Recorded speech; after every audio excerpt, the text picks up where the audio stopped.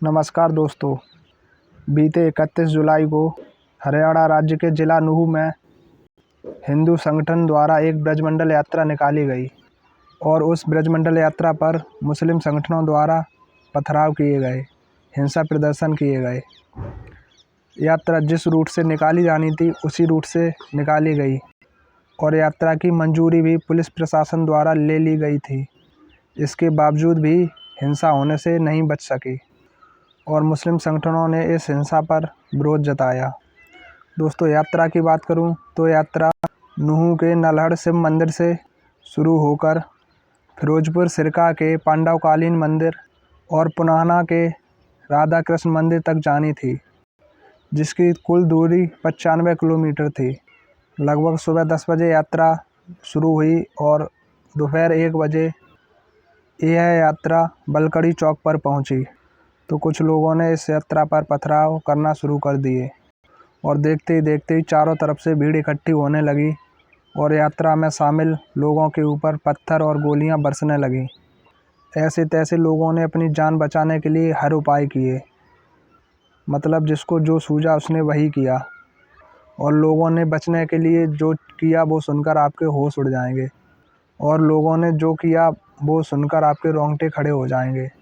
मतलब पुलिस वालों ने डर की वजह से अपनी वर्दी उतार दी ताकि कोई यह ना समझ पाए कि यह पुलिस वाले हैं और हिंसा। और एक टीवी पत्रकार ने अपने हाथ पर बंधा कलावा भी खोल दिया ताकि कोई यह ना पहचान ले कि यह हिंदू है। इसके साथ साथ एक महिला मजिस्ट्रेट अपनी 3 साल की बच्ची के साथ एक गैराज में छिप गई ताकि वो और उसकी बच्ची सुरक्षित बच सकें। और धीरे धीरे माहौल बहुत ख़राब हो गया और लोग बचने के लिए वापस नल्हड़ के शिव मंदिर की तरफ भागने लगे। जब लोग वापस शिव मंदिर की तरफ भागे तो वहाँ थोड़ा पहाड़ी इलाका है और वहाँ पर भी आतंकी पहले से खड़े हुए थे और उन्होंने वहाँ पर भी यात्रा के ऊपर लोगों के ऊपर गोली पथराव करना शुरू कर दिए। यह देखकर यात्रा में शामिल लोग सभी इधर उधर भागने लगे और मंदिर की तरफ सारे लोग भागने लगे और इसके साथ साथ हमला करने वाले भी उनके पीछे मंदिर की तरफ उन्हें रौंदते हुए चले गए, मतलब पथराव करते हुए उनके साथ साथ चले गए। और हमला करने वाले लगातार मंदिर में घुसने की कोशिश कर रहे थे और आसपास के पूरे इलाके में दंगाइयों ने आतंक मचा रखा था और इतनी भीड़ होने के बावजूद पुलिस भी कुछ नहीं कर पा रही थी और इतनी भीड़ होने की वजह से पुलिस भी कुछ नहीं कर पा रही थी और तुरंत फ़ोन कर अतिरिक्त फोर्स बुलाया गया। जब तक फोर्स आया तब तक 6 लोग इन गुस्साइयों का शिकार हो चुके थे, यानी 6 लोग अपनी जान गंवा चुके थे। और दंगाइया यहीं नहीं रुके, उन्होंने सैकड़ों गाड़ियां जला दी। पुलिस प्रशासन की जो गाड़ी उन्हें मिली उसी में उन्होंने आग लगा दी और पुलिस के जवान भी इस हिंसा में कई घायल हो चुके थे। सैकड़ों गाड़ियां आग के हवाले कर दी गई थीं और कई पुलिस वाले इस हिंसा में घायल हो चुके थे। अब दोस्तों, सोचने की यह बात है, अब दोस्तों किसी भी देश के लिए इससे बड़ी शर्म की क्या बात हो सकती है कि उसके अपने ही लोग अपने ही देश में अपनी ही धार्मिक यात्रा शांतिपूर्वक नहीं निकाल सकें और जब वो यात्रा निकालें तो उन पर हमला किया जाए। और यह पहली बार नहीं हुआ है, न जाने कितनी बार यह अब तक हो चुका है। और सिर्फ ये हरियाणा में ही नहीं, हर जगह उत्तर प्रदेश, बिहार, कहीं भी हो हंगामा ज़रूर होता है। यानी कहीं भी धार्मिक यात्रा निकाली जाए,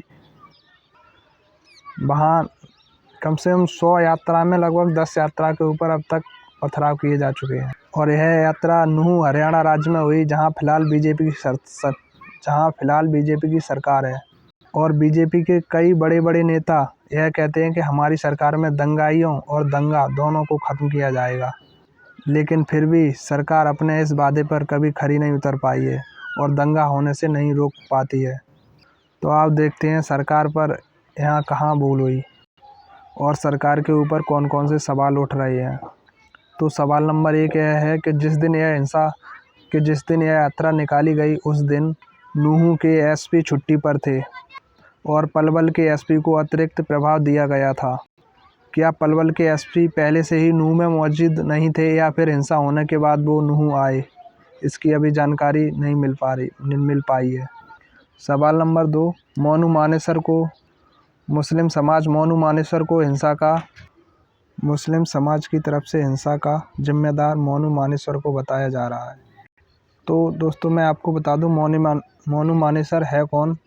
मोनू मानेसर एक हिंदू गौरक्षक सेवक है, यानी गायों की रक्षा करने वाला आदमी है। और उसने थोड़े दिन पहले 2 मुस्लिम के लोग मार दिए थे, क्योंकि उन्होंने उसके सामने गाय की हत्या की थी। इस वजह से उसने मार दिए थे। अब उस वजह से मुस्लिम पक्ष के लोग उससे नाराज़ चल रहे थे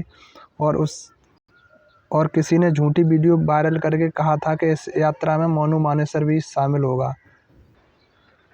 और मुस्लिम लोग कह रहे हैं उस मोनू मानेसर की वजह से ही ये हिंसा हुई।